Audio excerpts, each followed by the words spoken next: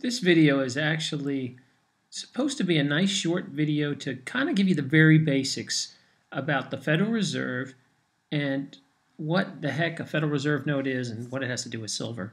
I try to find videos all over the internet. My friend asked me, what's a good video? And I could not find one because they were all so complicated and in-depth.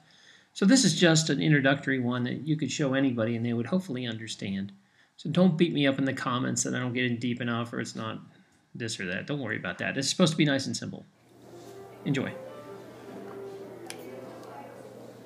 Well, if you haven't guessed where I am at Jekyll Island.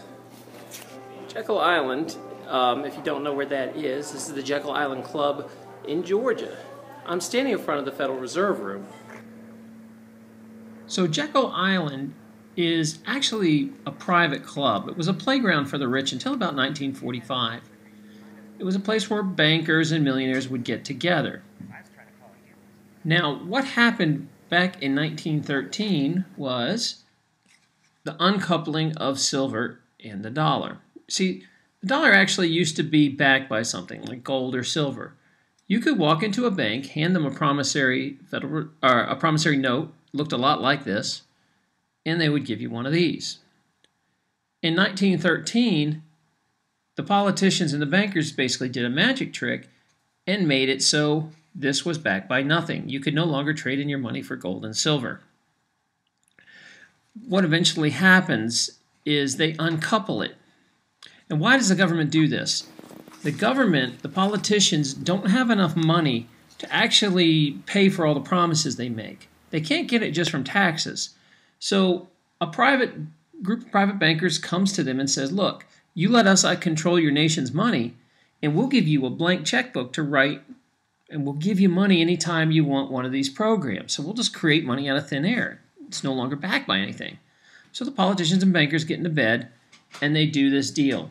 And it's got a real shady history. If you read The Creature from Jekyll Island, you'll find out that the government and the politicians both acted like they didn't like each other in the press, and they tricked the American public into voting this through and making their money worthless.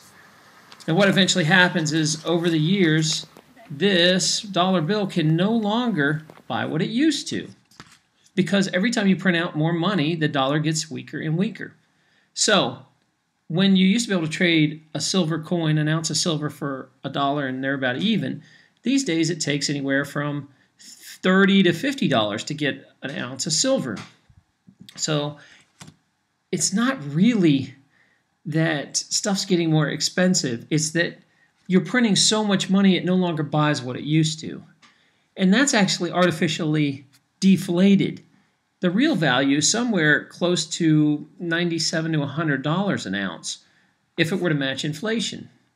In other words, the dollar, because they printed so much fake money out that's not backed by anything, has weakened the economy so much that it has about 97% of less buying power than it used to.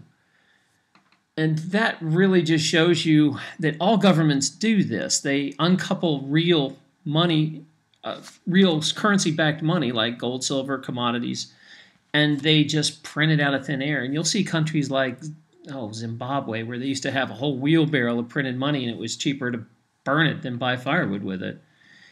So there's nothing really to keep the government from doing that.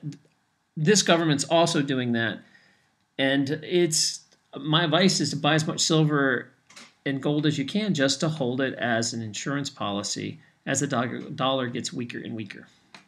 As always, this is Terran Lupo. Good hunting.